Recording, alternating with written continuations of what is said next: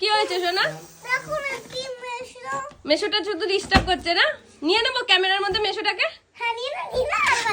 জামাটা পরেনি, দেখ না ওই যে লুকি লুকি জামা পরছে, তার জন্য ক্যামেরাটা ঘোরাতে পারছি না।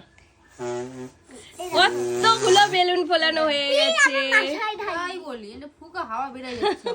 আর ওদিকে হাওয়া বেরিয়ে যাচ্ছে আমাদের বেলুনের। ইয়েস, আমাদের বেলুনের হাওয়া বেরিয়ে যাচ্ছে। দুটো বেলুন বাজে হয়ে গেল, বল তাও শোনা সাইড দিয়ে ফেলো না।